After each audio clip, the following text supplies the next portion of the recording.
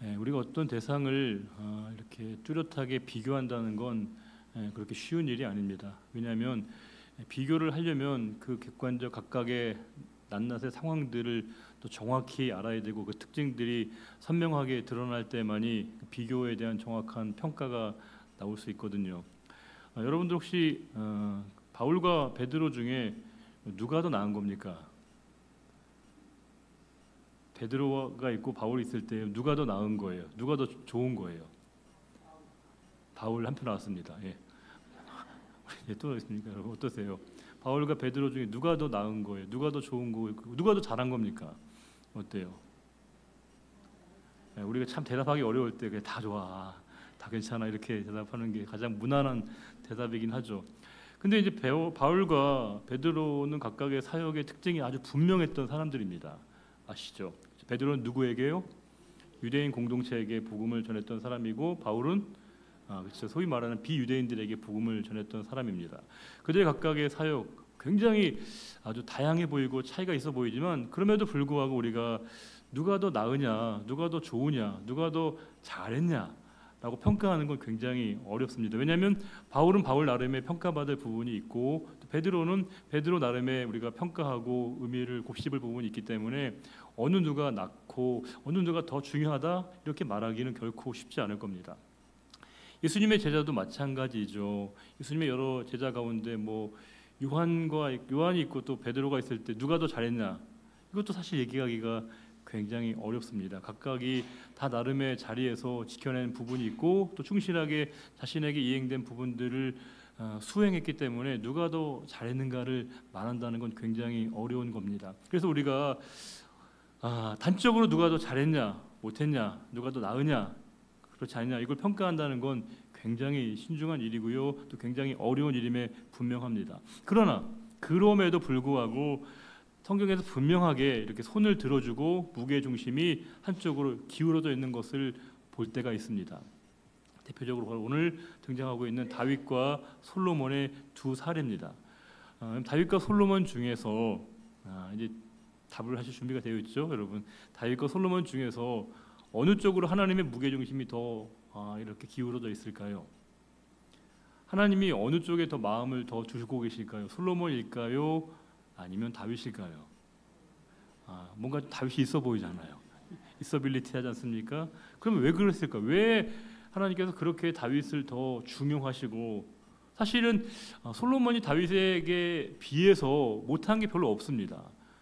외모는 모르겠지만 능력이나 또 실력이나 자질이나 스펙이나 역량이나 다 탁월합니다. 그리고 게다가 이스라엘 역사에서 가장 최고의 번성기를 꼽으라고 한다면 자타가 다 공인인 솔로몬 시대라고 얘기할 만큼 솔로몬의 시대는 그야말로 최고의 부국 강병의 시기였거든요. 자, 그러면 그런 우리의 세간의 평가에도 불구하고 성경의 관심이 무게중심이 하나님께서 솔로몬보다도 다윗에게 이렇게 쏠려 있다는 느낌을 저와 여러분이 받게 되신다면 그 이유가 뭘까요? 그 이유를 우리가 아는 게 중요해 보이거든요. 자, 그러면 성경에서 이렇게 보게 되면 다윗이 솔로몬과 다른 점이 뭐가 있고 반대로 솔로몬이 다윗과 다른 점이 뭐가 있을까? 우리가 그 부분에 좀 집중하면서 오늘 말씀을 좀 볼 필요가 있습니다. 다윗은 평생에 다윗이 꿈꾸었던 세계와 솔로몬이 꿈꾸었던 세계는 조금 달라 보이게 됩니다. 왜냐하면 다윗이 꿈꾸었던 세상, 세계, 그 실현, 이상적 나라, 국가의 실현은 어떤 나라였을까요? 다윗이 꿈꾸었던 나라는 다윗은 물론 본인이 왕이긴 해요. 그렇죠? 왕이기도 하고 또 사람들에게 존경도 받고 능력도 있고 장수였습니다. 그러나 그럼에도 불구하고 다윗의 시종일관 이 나라의 통치자는 자신이 아니라고 생각했습니다. 자기가 내가 속한 그 자리에서 그 자리를 부정하고 부인한다는 건요 굉장히 어려운 겁니다. 이게 사람들이 나를 그렇게 불러주고 있고 나를 그렇게 인정해주고 있는데 그 자리에서 내가 그렇지 않다라고 얘기하는 건 진짜 어려운 것이거든요. 오죽하면 주님 뭐라고 하십니까? 나를 따르려거든 자기를 부인하라. 자기 부인이 진짜 어려운 겁니다. 근데 그 어려운 일을 다윗이 해냈다는 거예요. 하나님, 저는요 하나님이 세우실 이 왕국의 이 나라의 통치자는 하나님이시고 저는 하나님이 다스리실 그 나라의 하나님의 종에 불과합니다. 하나님이 이 땅을 잘 다스려 가시도록 저는 하나님이 도구로서 쓰임 받기를 원합니다라고 하는 그 일관된 의식을 이 다윗이 가지고 있었다는 거예요. 그 말은 뭐냐면 다윗은 평생에 자신이 완성형이거나 완료형으로 자기 자신을 규정한 적이 한 번도 없었다는 거예요. 스스로의 모자란 부분을 늘 깨달았던 사람인 것이고요. 하나님, 저는 이게 부족해요. 이게 저는 너무 나약하고 이게 스스로 자기 자신의 한계를, 능력의 한계를 언제나 직시했던 사람이 바로 다윗이었습니다. 너무 자기의 현실을, 자기의 상황을 정확하게 판단하고 자기 자신을 직시했던 사람이 바로 다윗이었던 거예요. 다윗은 평생에 어떤 끝이 나거나 완성되거나 완료된 그 시점을 생각해 본 적이 없습니다. 그것은 나라 잔치에 대한 구성도 있지만 자기 자신에 대해서 마찬가지였습니다. 하나님, 저는요 늘 부족합니다. 하나님의 도우심이 필요합니다. 하나님이 저를 붙잡아 주셔야 되고요, 저를 살펴주셔야 됩니다 라고 하는 그 의식을 언제나 다윗이 가지고 있었습니다. 실제로 다윗의 시대에 성전이 지어진 것도 아니죠. 다윗은 뭐만 했어요? 준비만 했거든요. 실제로 한 건 다 뭐예요? 완성된 건 솔로몬 때였기 때문에 다윗은 그 의식을 삶에서 뼈저리게 느꼈던 겁니다. 하나님, 저는 그냥 과정상에 있는 존재입니다. 도상에 있는 존재입니다. 즉 저는 이제 ing 중 상태가 바로 저의 삶이고요, 저의 나라이고 저의 모든 존재가 다 그러한 것입니다 라고 하는 것이죠. 저는 어떤 목표지에 도달된 것이 아니라 그 과정에 있습니다. 도상에 있습니다. 그 중간에 있습니다. 이게 다윗이 자기 자신의 나라를, 국가를 실현하고자 하는 그 열망이 그랬던 것이고요, 자기 자신을 바라보았던 다윗의 인식도 그러했습니다. 그런데 솔로몬은 좀 달랐습니다. 왜요? 이제 솔로몬은 다윗의 그 모든 유산을 그대로 물려받았거든요. 그 모든 명예, 권력, 지위, 나라 모든 걸 다 물려받았고 게다가 뭐까지 있어요. 이제 그때 뭐가 완성된 거예요? 성전까지 완성되다 보니까 이제 솔로몬의 의식 속에는 이제 끝이 났구나, 다 했구나, 다 마쳤구나, 다 뭔가가 완성됐구나라고 하는 생각을 은연중에 이 솔로몬이 부정하기가 굉장히 어려운 겁니다. 구조적으로 이제 나는 모든 것이 끝났고 내가 모든 것이 이제 다 완성됐다라고 스스로 믿을 수 있을 밖에 없게끔 솔로몬의 생애가 그렇게 구조화되었다는 거예요. 근데 이게 바로 솔로몬의 가장 큰 치명적이죠. 사람이 다 끝났다, 완성됐다, 완료됐다, 부족한 게 없다고 생각하는 그 순간에 더 이상 뭐예요? 하나님을 의지해야 될 이유들을 스스로 부정해버리게 된다는 겁니다. 우리는 언제나 도상에 있는 존재라고 하는 그 사실을 인정해야 하거든요.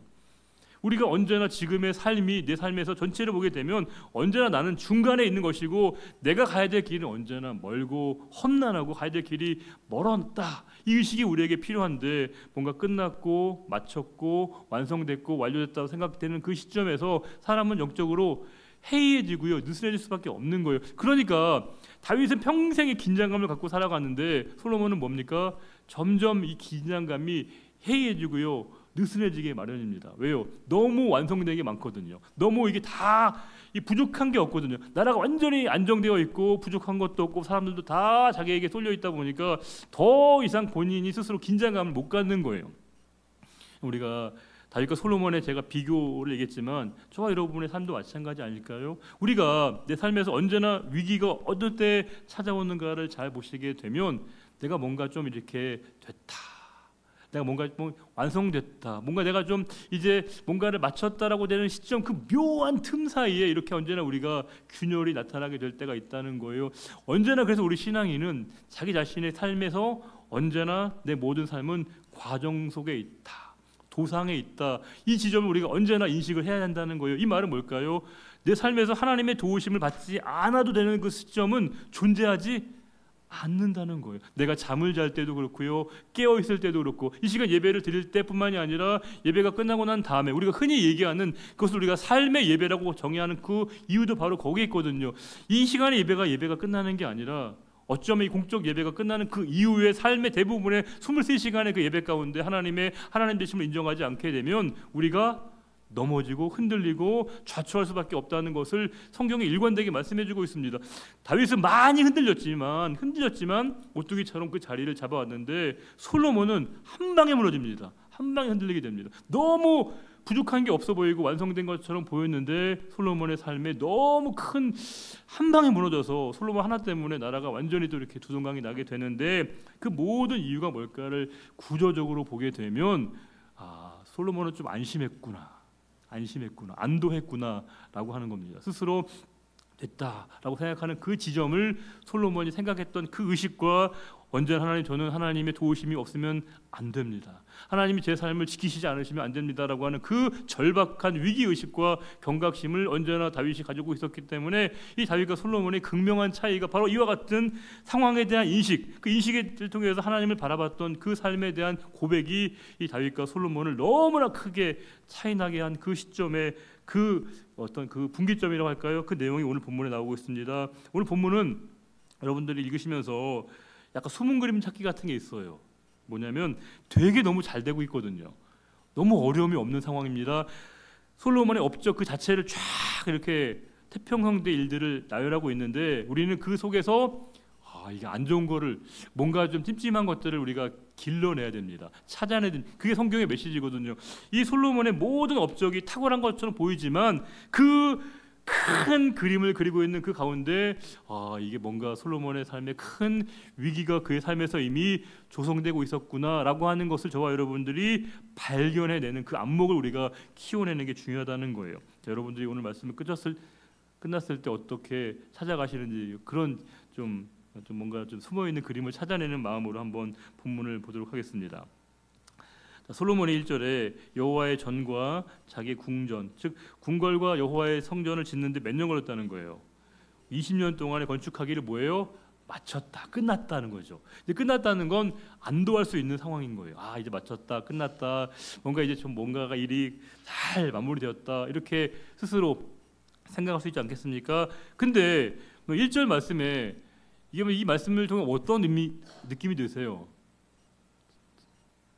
여호와의 전과 자기의 궁궐을 20년 동안에 건축하기를 마쳤다. 여러분 이 말씀을 보면 이게 여러분 이 성경을 기록한 역대기 기자의 입장을 우리가 이제 잘 이입을 해서 이 말씀을 좀 해석해내고 추출해내야 되거든요. 자, 성전 건축하고 궁궐을 짓는데 20년 동안의 시간 걸려서 이 완성된 그 상황에 대한 묘사를 이렇게 간단하게 언급하고 있는데 이 상황을 통해서 우리에게 들려주는 성경 기자의 메시지, 분명하게는 하나님의 뜻이 뭘까를 우리가 찾아내는 게 중요하거든요. 그럼 뭘 읽어내세요? 뭐가 느껴지세요? 이 말씀에서.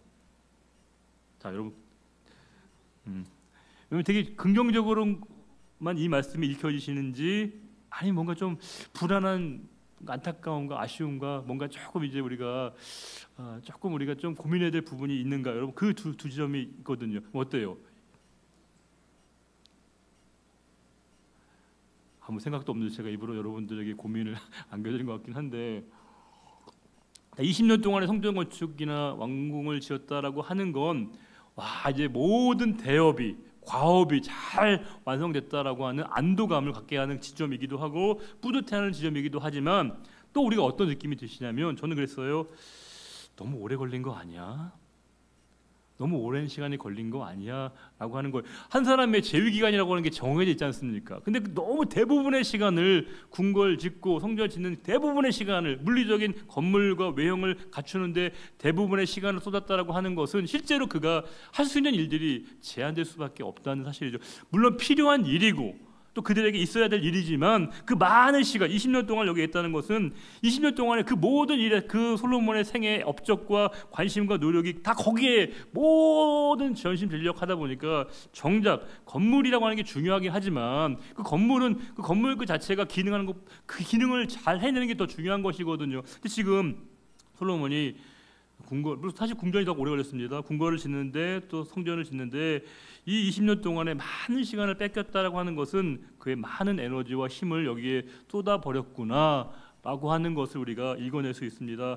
솔로몬의 마음이 거기에 있었구나. 궁궐을 정말 잘 짓고 성전을 잘 짓는 게 이 솔로몬의 마음이었구나. 솔로몬이 성전을 잘 지으려고 하는 건 잘한 거예요. 대견한 거예요. 그럼에도 불구하고 하나님이 진짜 원하셨던 건 이 솔로몬의 성전그 자체가 기가 막히게 위용 있게 화려하게 짓는 게 하나님의 목적은 관심은 아니었다는 거예요.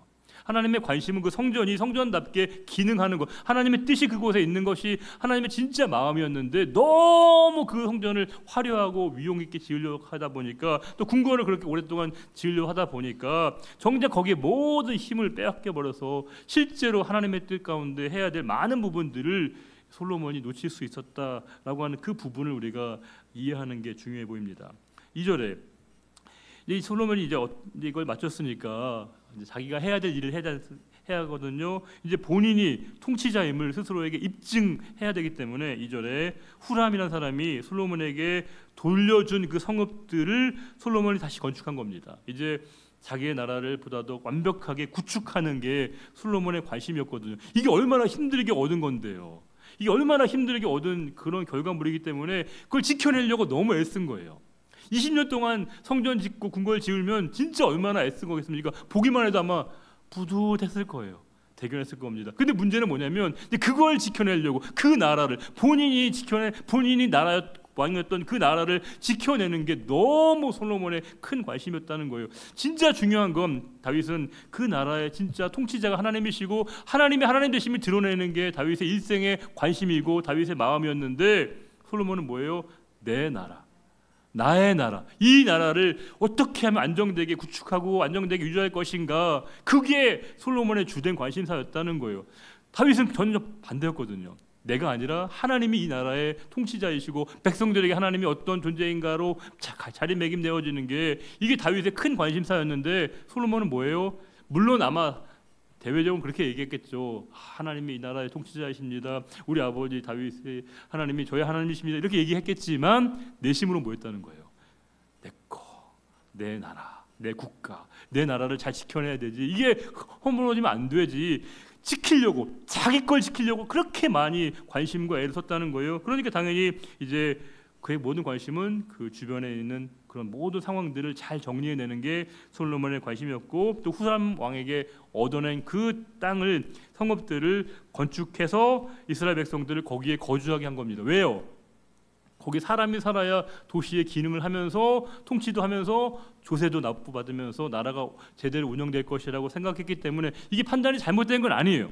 그러나 솔로몬이 가져야 될 태도는 그 나라의 진짜 통치자가 누구이신가, 그 나라의 진짜 왕이 누구이신가를 잊어버리면 안 됐는데, 내가 그 나라를 지켜내려고 했던 그 마음이, 그 열심이, 그 관심이 도리어 하나님이 그 나라의 진짜 주인이심을 고백해야 되는 그 많은 부분들에서의 솔로몬의 마음으로부터 하나님을 멀어지게 만들고 있다는 사실입니다.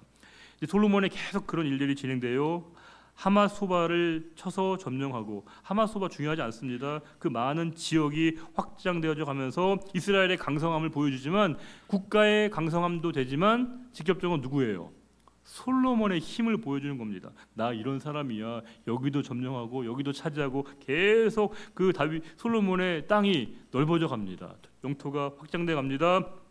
4절에 또 광야에서 다드모를 건축하고 하맛에서 모든 국고성들을 건축하고, 땅을 차지했으면 거기다 또 건물 지어야 되잖아요. 꼭 또 많은 인력과 또 많은 사람들과 또 많은 재원이 필요할 수밖에 없는 거예요. 5절에 윗 벳호론과 아래 벳호론, 벳호론은 군사적 경제적 요충지였는데 그것을 건축해서 성벽과 문과 문빗장이 있게 하여 견고한 성읍으로 만들고, 견고한 성읍, 내가 지켜낼 수 있는, 내가 지켜내고 말겠다는 비장한 마음이 느껴지시죠, 여러분? 이 나라 내가 잘 지켜내야 돼, 잘 지키고야 말겠어, 이렇게 생각하는데 저와 여러분이 인생을 살면서 느꼈던 게 뭐냐?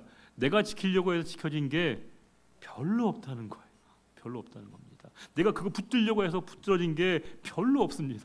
거의 없습니다. 아니, 정확하게 얘기하면 아무것도 없습니다. 우리의 건강이요, 내가 지킬 수 있다고요? 우리의 자녀 내가 지킬 수 있다고요? 우리의 가정의 행복 내가 지킬 수 있다고요? 불가능하다는 겁니다. 근데 자꾸 사람들은 자꾸 그걸 내가 지킬 수 있다고 자꾸 생각을 해요. 내가 노력을 더하면, 내가 더 힘을 쏟으면, 내가 저기 관심을 더 가지면 그것이 지켜질 수 있다고 생각하는데 아니라는 거예요. 성경은 내 모든 것의 판단과 주권이 결국 하나님에게 있다는 걸 인정하도록 우리에게 말씀하고 있거든요. 근데 우리는 자꾸 내가 그것을 지켜내려고 하는 그 노력이 스스로 얼마나 하나님 앞에 우리가 겸손한 존재로 서야 되는 존재인가를 부정하게 만든다는 거예요. 지금 이 솔로몬이 자기 나라 건축하고 지켜내려고 했던 그 마음, 얼마나 그 솔로몬이요 대충 한 거 아니에요. 진짜 힘을 쏟는 겁니다. 그러나 그 솔로몬이 진짜 힘을 쏟아야 될 대상은 그 땅이 아니라 하나님에게 있어야 되는데 솔로몬의 마음은 그 땅에, 그 지역에, 그 성읍에 그의 마음이 있었기 때문에 저는 이 말씀을 읽으면서 불안해요. 잘 되고 있는 게 이게 진짜 잘 되고 있는 게 아니구나. 우리가 늘 생각해 봐야 될 게 이게 잘 되는 게 진짜 잘 되는 건지 늘 고민스러워요. 이게 시간이 지나야 아는 거거든요. 우리 성도의 축복은 언제나 시간의 검증과 시간의 연단을 받아야 됩니다. 우리가 덜컥 지금 주신 거 가지고 너무 좋아할 필요가 없습니다. 그게 진짜 좋은 일이 될지 아닐지는 시간을 통해서 하나님의 검증과 연단을 통해서만이 그것이 진짜 나에게 선한 것이 될 수도 있고요. 또 반대로 그것이 우리에게 영적으로 큰 부담이 될 수 있는 게 너무 많은 거예요. 갑자기 우리가 너무 여러분들 우리가 그럴 일은 여러분들 혹시 로또 사시는 분 없죠? 네. 저도 한 번도 해본 적은 없지만 그럼 행여나 혹시나 정말 잘못돼가지고 저와 여러분이 1등 되면 어떻게 해요? 정말 잘못돼서 저와 여러분들이 진짜 우연히 그냥 길 가다 샀는데 정말 그게 잘못돼가지고 1등 되면 어떻게 했습니까? 이게 얼마나 큰일이겠습니까? 고사님 좋다고 얘기하시는데 좋지 않을지는 몰라요. 우리는 그게 갑자기 생기면 그게 정말 좋은 줄로 생각하는데 내 존재가 그 축복을 감당할 만한 능력이 안 되면요 언제나 그 축복이 나에게 짐이 되고요 나를 무너지게 만든다는 겁니다. 언제나 우리는 기도할 때 내 기도하는 내용보다도 그 기도의 내용의 결과를 내가 수용할 수 있는 내 존재의 크기를 언제나 넓힌 다음에 그 축복을 받아야 되는데 우리는 언제나 그 결과에만 관심이 있다 보니까 정작 그것이 주어지고 난 다음에 그것이 관리가 안 돼서 내 안에서 그것이 오히려 우리를 무너지게 만드는 일들이 너무 많다는 거예요. 오히려 우리가 아프면 병이 들면 하나님 앞에 의지하면서 하나님을 바라볼 터인데 너무 힘이 많아가지고 너무 건강해서 그 많은 힘과 시간을 가지고 막 어떤 일을 하다가 하나님으로부터 멀어지게 되는 건 축복 아니라는 거예요. 축복 아니라는 겁니다. 물질도 마찬가지입니다. 내가 가능하고 그 물질로 말하면 내가 섬기고 베풀고 나눌 수 있을 정도면 되지 너무 과하게 되면요 그 물질이 어디다 쓸지 몰라서 이게 문제가 되는 경우가 정말 많고요. 조심스러운 표현이지만 저도 제가 예전부터 제일 많이 했던 상담이 유산 문제였습니다. 형제간의 유산 때문에 다투는 일들을 정말 많이 보면서 야 이게 진짜 심각한 일이구나. 그럼 그게 유산이 분쟁이 들어가면요 정말 말도 안 되게 법정에 가면 소수점 몇 번까지 다 따지더라고요. 그래서 결국 나누게 되는 거예요. 그러니까 결국엔 돈을 나누면서 형제가 완전히 영원히 갈라질 일들이 정말 많더라고요. 이게 저같이 없었으면 자유로울 텐데 우리 같이 없으면 되게 마음 편할 터인데 너무 있다 보니까 그거 가지고 나누고 그거 가지고 싸우다가 이렇게 서로 간의 갈등을 일으키게 되면 이게 뭐냐라고 하는 겁니다. 제가 그 물질 축복을 제가 부정하는 게 아닙니다. 우리가 그것을 관리 가능하고 그 물질의 진짜 주인 되신 주님의 뜻 안에 쓰임 받게 되어지는 그 지혜와 통찰력과 그 믿음의 고백이 얻게 되어지게 되면 우리에게 주어진 그 상황이 진짜 축복인지 아닌지는 시간을 거쳐봐야 안다는 거예요. 지금 솔로몬에게 제가 염려하는 건 너무 잘 되고 있어요. 너무 국가가 넓어지고 있고요, 영토가 확장되고 있고 성읍이 자꾸 세워져 가고 있습니다. 이 불안합니다. 왜냐하면 그 나라를 이제 지켜내는데 솔로몬의 모든 관심이 거기에 있을까 봐. 왜냐하면 한 번 예배당에 갈 거 거기 나라 한 번 더 가봐야 되거든요. 둘러봐야 되거든요. 그러니까 점점 하나님을 의지하고 하나님을 바라봐야 될 그 시간과 삶이 축소될 수밖에 없는 거예요. 지금 이 솔로몬의 삶에서 그런 우려들을 우리가 읽어낼 수 있어야 되는 거예요. 이게 많은 분들이 이걸 자꾸 이제 표면적으로 읽어서 야 좋겠다. 나도 이런 축복 받겠으면 좋겠다라고 생각하게 되면은 진짜 이 역대기 기자가 주고자 하는 그 메시지, 더 하나님이 주시고자 하시는 그 메시지들을 우리가 너무 부분적으로 읽어낼 수 있다는 그런 경각심을 가지고 말씀을 보셔야 한다는 거예요. 8절에 이제 그 건축 사업을 하려면 땅을 차지했으면 거기에 건물을 지으려면 누가 필요해요?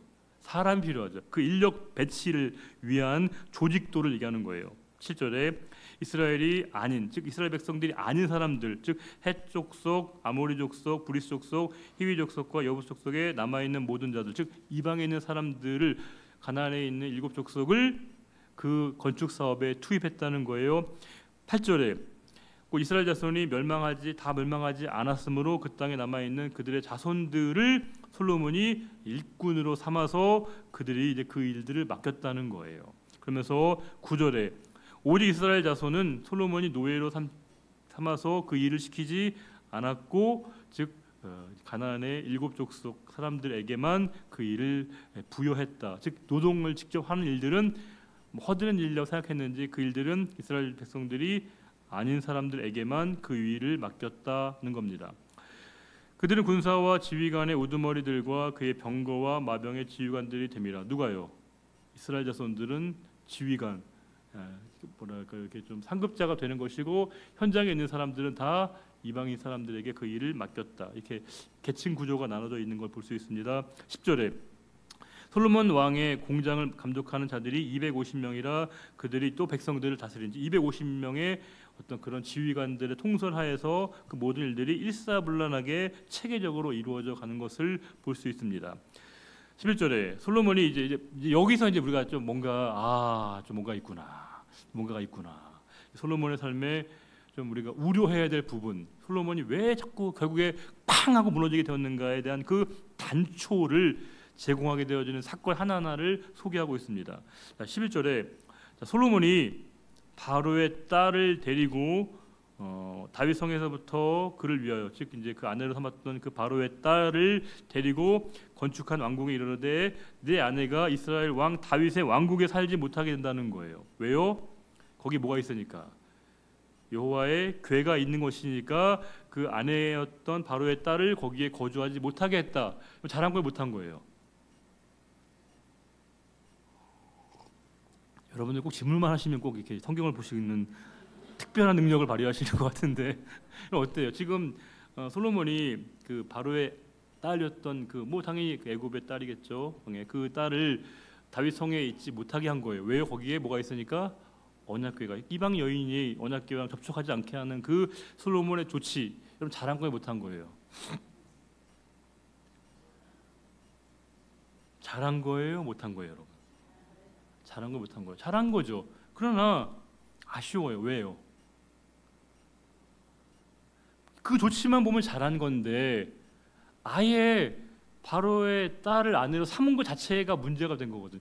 안 했으면, 이런 일도 안 했을 터인데 굳이 일을 벌려서 자기 나라를 좀 지켜내기 위해서, 안정되게 하기 위해서 바로의 딸을 아내로 삼았고, 또 그것 때문에 그 아내를 이제 바로 그 다윗의 궁정에 살지 못하게 한 그 솔로몬의 조치는 아예 원인을 본인 스스로가 잘라냈어야 되는데 그것의 원인을 늘 붙들고 있다 보니까 또 이런 문제가 닥칠 때마다 그것이 엄청나게 솔로몬에게 부담을 주었다는 사실입니다.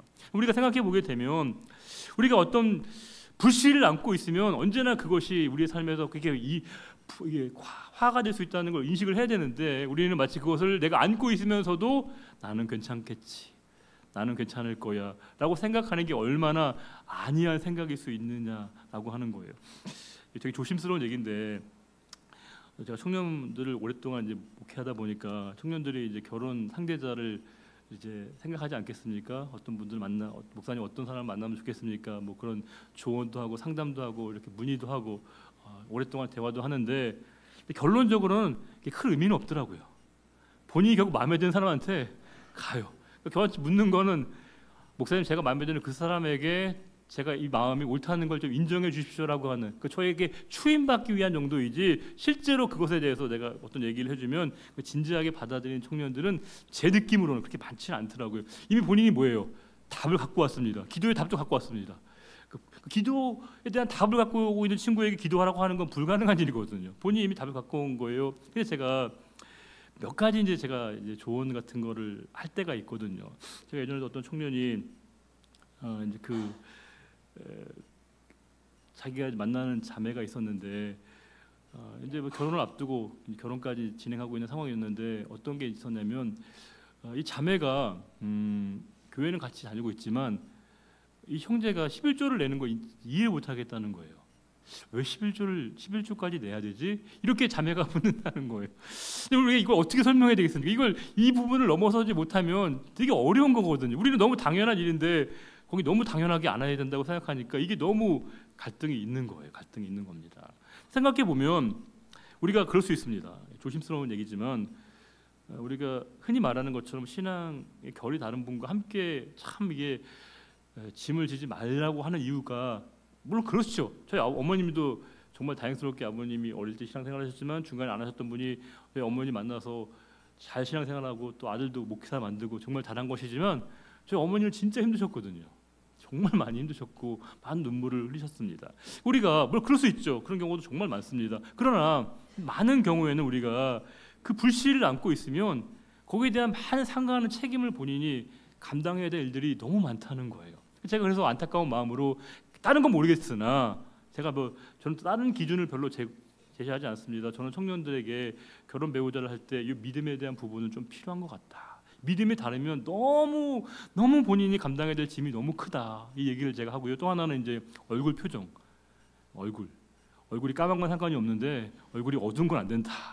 왜냐하면 얼굴이 까만 거는 그건 타고난 거 어쩔 수 없는데 얼굴이 어두우면 뭔가 내면에 그림자가 있는 것이기 때문에 얼굴이 좀 가능하면 표정이 밝은 사람이 좋겠다. 제가 그런 조언하거든요. 이게 왜냐하면 우리는 그런 상황을 얘기를 들으면 나는 괜찮을 거야. 나는 충분히 내가 이겨낼 수 있어. 제가 믿어요. 그분들 믿고 그 청년들을 다 신뢰하지만 그럼에도 불구하고 이게 쉬운 게 아닙니다. 진짜 어려운 겁니다. 이 불씨를 내 안에 갖고 있으면서 그거를 내가 굳이 내가 그걸 떠나겠다라고 하는 건 너무 안타까운데 저는 이 솔로몬의 행위를 보면서 조치를 보면서 물론 이 언약궤로부터 분리한 건 잘한 일이지만 그 이전에 굳이 그 바로의 딸을 아내로 삼아서 이런 문제를 자초할 이유가 뭐가 있냐는 거예요. 아예 안 했으면 그런 고민도 안 할 터인데 아마 본인은 여러 가지 이유 때문에 그렇게 했겠죠. 그러나 그 선택 때문에 이 많은 고민을 그가 계속해야 된다는 건 처음에 그 선택과 결정을 얼마나 신중하게 해야 하는가 우리들에게 보여준다는 사실입니다. 그래서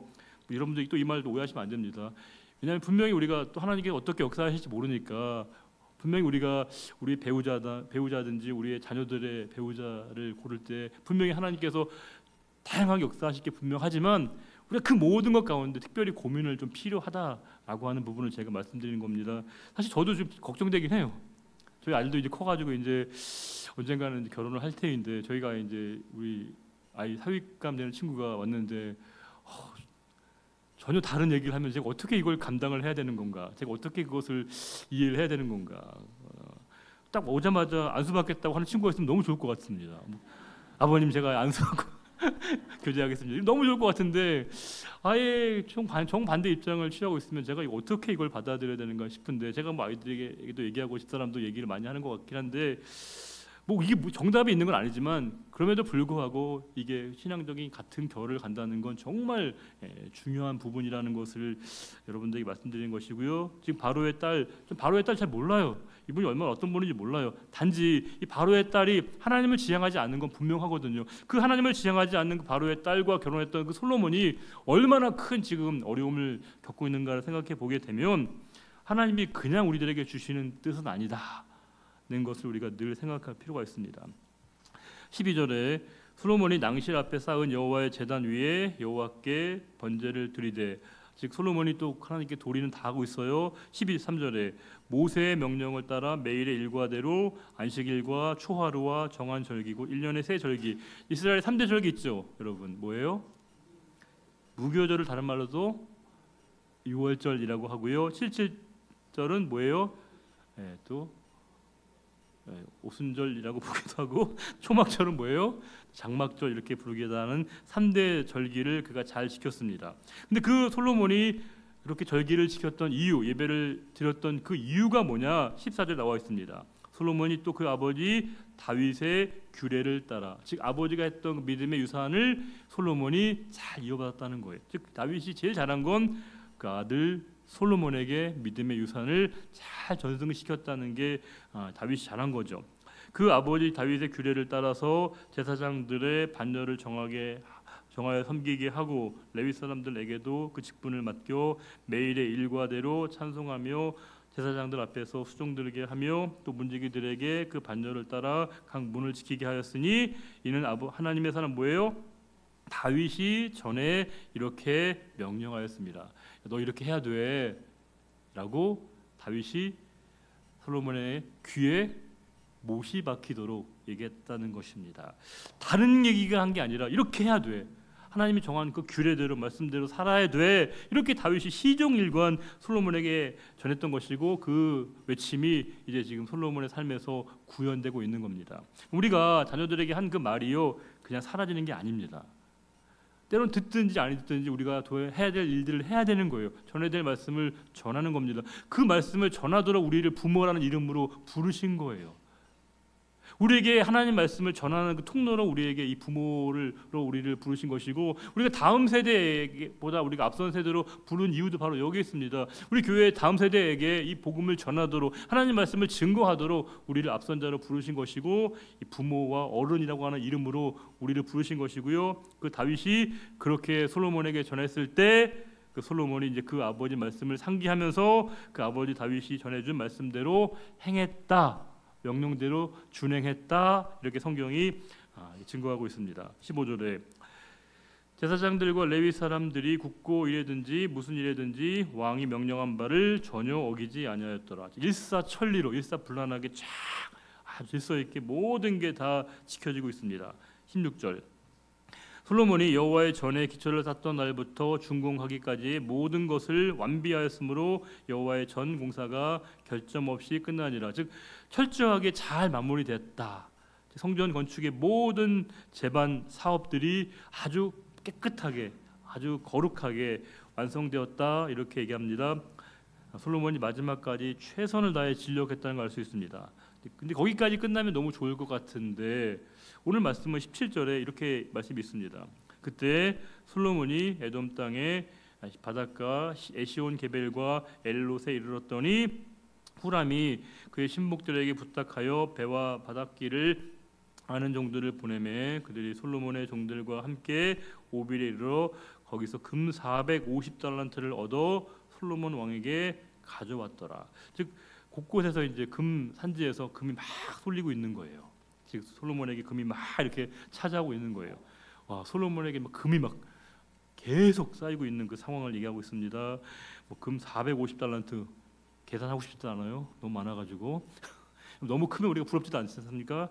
지금 솔로몬이 그랬다는 거예요. 자, 그러면 우리가 이 말씀을 읽으면서 와, 하나님께서 솔로몬에게 큰 축복 주셨구나, 솔로몬이 큰 복을 받았구나, 이렇게만 이해할 수 없죠, 여러분. 그렇죠? 이 큰 부가 결국에 언젠가 솔로몬의 삶에 큰 치명적인 어려움을 줄 수 있었다는 걸 우리가 이해하는 것이고요. 더 놀라운 건 이렇게 힘들게 쌓고 모았던 모든 금들, 또 그렇게 힘들게 지었던 성전과 또 궁궐이 한 방에 날아갑니다. 한 방에 날아갑니다. 이게 참 무서운 것이죠. 쌓는 건 그렇게 힘들게 어렵게 쌓았고 모았는데 날아가는 거 한순간에 다 날아가 버리고요, 사라지고 만다는 겁니다. 그래서 결국 우리가 눈에 보이는 것에 집중한다는 게 얼마나 참 부질없고 쓸데없고 참 우리에게 어리석은 것인가를 말해주고 있습니다. 우리가 눈에 보이는 것은 잠깐이요, 눈에 보이지 않는 것은 영원합니다. 우리가 그 말씀을 신뢰하지 않습니까? 눈에 보이는 고작 그것을 지켜내고 그것을 붙들고 그것에 마음을 쏟는다는 게 얼마나 어리석은 것인가를 보여주면서, 솔로몬이 지혜의 대표자이긴 것처럼 보이지만 진짜 지혜의 왕은 다윗이었다는 겁니다. 자신의 한계를 인식하고 내 모든 삶은 오직 하나님으로만 설명 가능한 삶이라고 하는 것을 언제나 깨달았던 사람이 바로 다윗이죠. 성도는 다른 걸로 설명이 되는 게 아니고요, 하나님으로만 설명되는 사람들이어야 됩니다. 나를 설명하는 그 이유, 내 존재의 이유, 그것이 바로 하나님을 통해서만이 설명 가능한 존재가 바로 성도이거든요. 제가 지난주 감사에 대한 말씀 드렸지만 우리가 예배가 어떤 예배가 진짜 예배냐, 참된 예배냐 할 때 뭐예요? 하나님으로 시작해서 하나님으로 끝나는 것이 이게 참된 예배입니다. 다른 불순물 중요하지 않습니다. 심전물 다 없어야 됩니다. 오직 하나님으로 시작해서 그분으로 끝나는 그 예배가 진짜 참된 예배인 것이고요. 기도도 마찬가지예요. 나의 모든 시작을 하나님으로 시작하고 그분으로 끝을 맺는 게 이게 진짜 기도거든요. 내 실존의 현실과 상황 때문에만 기도하는 것이 아니고요, 하나님이 나를 기도에 부르신 것에 대한 감사로 우리가 시작하고 마지막도 뭐예요? 예수 그리스도 이름으로 기도합니다. 처음과 끝이 하나님이심을 수미상관식으로 고백할 수 있는 게 성도의 기도여야 되고요. 감사는 뭐 더 말할 것도 없죠. 우리가 하나님으로 시작해서 하나님으로 끝나는 그 감사가 진짜 성도의 감사인 것이고, 우리의 감사는 특별한 상황에만 주어지는 게 아닙니다. 우리 일상, 평범한 일상에 얼마나 하나님의 도우심과 일하심을 깨닫게 되어지게 될 때 감사의 일상의 감사화를 통해서 하나님께 더 다가가는 마음이 우리에게 필요한 것이고, 그 하나님께 평생에 감사했던 그 다윗과 솔로몬이 얼마나 큰 차이를 보이고 있는가를 성경이 보여주게 되면서 우리가 하나님의 무게중심과 추가 어디에 있는가를 다시 한번 우리가 깨닫게 되고요. 그러하게 우리가 묵상해야 될 대상이 있다면 솔로몬의 그 부와 명예가 아니라 오히려 그 연약함 중에 자신이 목동임을 인정하면서 하나님을 의지했던 그 다윗이야말로 우리가 끊임없이 묵상하고 바라봐야 될 우리 신앙인의 자세라고 하는 것을 우리가 말씀을 통해서 다시금 확인할 수 있습니다. 이 은혜가 저와 여러분의 삶에도 끊임없이 흘러가는 매일매일 되시기를 주님의 이름으로 축원합니다. 기도하겠습니다. 하나님 아버지, 주님의 은혜로 저희들을 이곳에 불러주셨습니다. 다윗과 솔로몬 너무나 참 다른 두 사람입니다. 사람들은 솔로몬에게 더 많은 관심을 두고 있습니다. 그의 부, 명예, 지혜, 권세, 그 모든 것이 다 그 솔로몬에게 더 커 보이기에 많은 사람의 관심이 솔로몬에게 있지만, 성경의 관심과 하나님의 관심은 솔로몬이 아니라 다윗이 우리의 묵상의 대상이 되어야 됨을 말씀을 통해서 깨닫게 됩니다. 솔로몬은 너무 자기에게 부여된 것을 지키려고 하다 보니까 정작 지켜야 될 그 믿음의 자리, 성도의 자리, 은혜의 자리를 소홀하게 여겼던 것을 보게 됩니다. 하나님, 우리가 진정 붙들고 우리가 의지하고 우리가 붙잡아야 될 것이 무엇인가를 이 시간 다시금 깨닫는 이 자리가 되기를 원합니다. 또한 우리에게 주신 축복이 진정한 축복이 되기 위해서 하나님의 은혜 가운데, 하나님의 도우심 가운데 그 모든 삶을 통해서 내게 주신 모든 축복이 하나님의 축복 안으로 흘러가며 하나님이 기뻐하시는 그 일들에 쓰임받는 우리의 삶이 되게 하시고, 우리에게 건강을 주셨다면 그 건강한 몸으로, 물질을 주셨다면 그 물질로 말미암아, 지위를 주셨다면 그 지위로 말미암아, 깨달음이면 깨달음으로 말미암아 하나님을 기쁘시게 하며 하나님을 위해 살아갈 수 있는 우리 모두가 되게 하시기를 간절히 바라오며, 언제나 우리와 함께 하시고 우리의 모든 삶의 주인이신 우리 주님 예수 그리스도의 이름으로 감사하며 기도 올려드립니다. 아멘.